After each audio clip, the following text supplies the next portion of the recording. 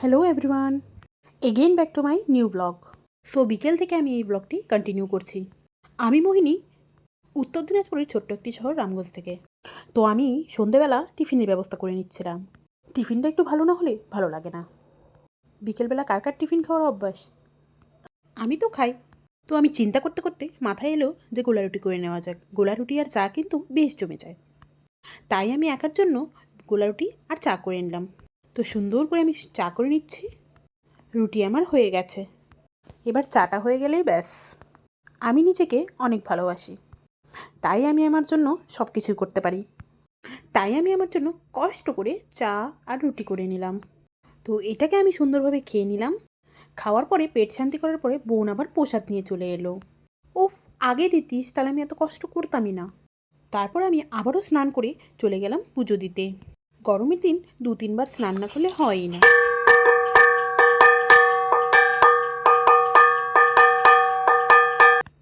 তো সুন্দর করে পুজোটা দিয়ে আমি এবার হনুমান চালিসা পড়ে নেব। তো হনুমান চালিসা পড়ার আগে সারা ঘরে ধূপধুনির গন্ধ ছড়িয়ে দিলাম, যাতে নেগেটিভ এনার্জিও চলে যায় আর মশা মাছিও চলে যায়।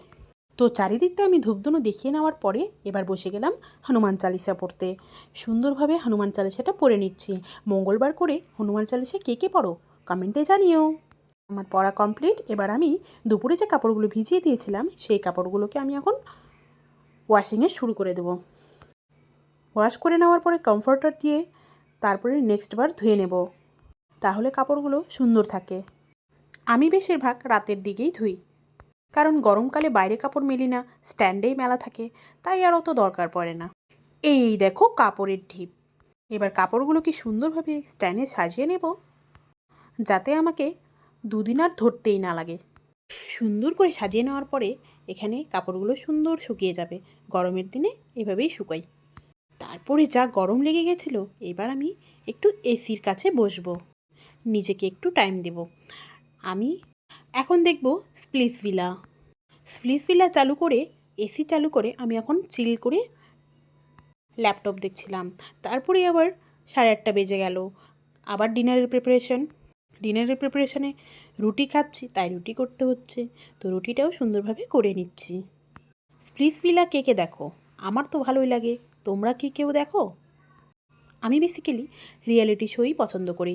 আমার এই সিরিয়াল বা কোনো বানানো কোনো জিনিস, মুভি, এই সমস্ত জিনিস দেখতে ভালো লাগে না।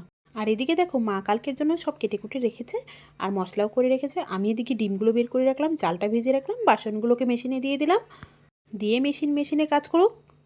এইবার দেখো একটা ম্যাজিক, এটা আমার পার্সেল এসেছে।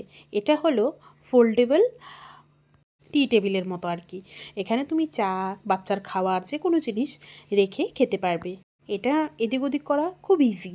আমার তো বেশ পছন্দ হয়েছে। মেয়ে ঘুরে এসে রুটি খাবে বলছে, সে আবার রুটি খেয়ে নিল। বরকে দিয়ে দিলাম দুধ রুটি, ও আবার দুধ রুটি খাচ্ছে ডিনারের পরে। আর আমি এদিকে খালি কৌটোর মধ্যে চিনি ভরে নিলাম। বাই।